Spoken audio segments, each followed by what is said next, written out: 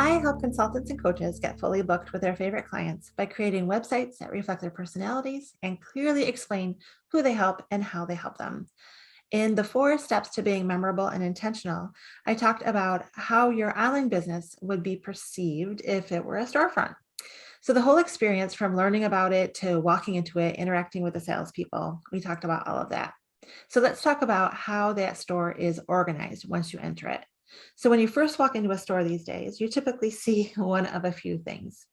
You see the inexpensive things that are there to grab your attention and entice you to make that quick buy.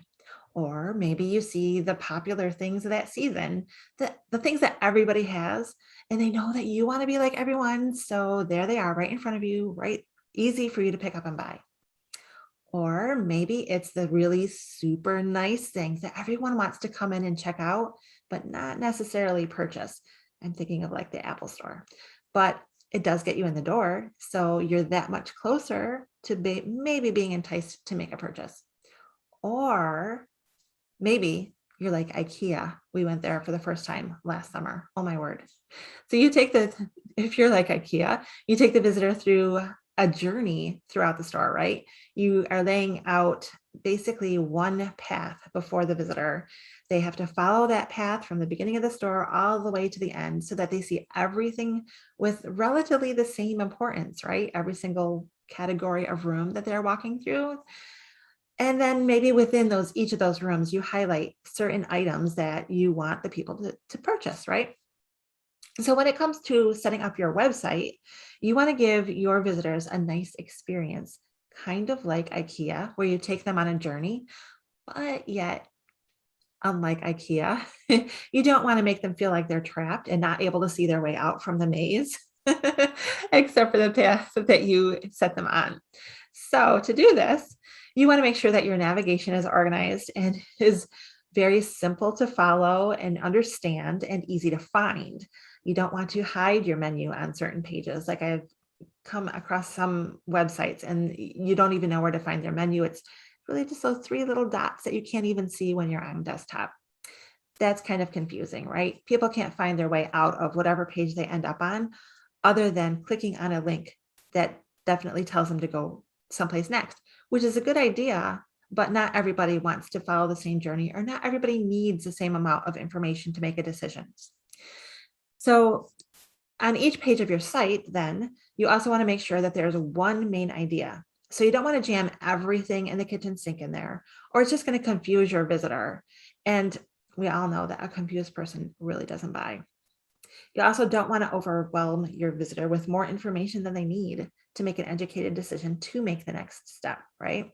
If you have a page that just goes on and on and on and on and on, and it talks about how you're good at this and how you're good at that and how this could be helpful for them or they need to do this, but none of those ideas are connected, it really just confuses the visitor. You want to have a nice, concise, make sure that it's clear what they're going to get from this page or from working with you. And also, you want to give them a next step to take. So have you ever gone to a website and you get to the bottom of like the homepage and there's like no action for you to take? And you're like, oh, I guess I'm supposed to go back up to the menu to click on the next thing. Let's see, where do I want to go? And it's just confusing, right? So you want to make it clear what the next step is that they should take if they don't know what to do or where to go. So basically, like if they're on your homepage, give them a choice to go see your services page. All right, nice and simple, right? So take a few minutes, go back and look at your website. I know I had you do that during the workshop, the 4 steps to being memorable and intentional workshop, but go ahead and do it again, but this time in a different vein. So see if you're overwhelming your visitor. Before, we just went through your website to make sure that it could possibly relate with your visitor. And this time we want to make sure that it's not overwhelming your visitor.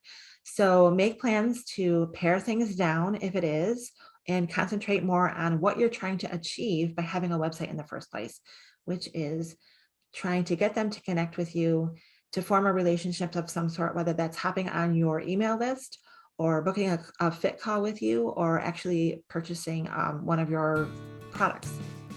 So that's your tip for today, and go forward and make some changes. We'll talk with you again soon.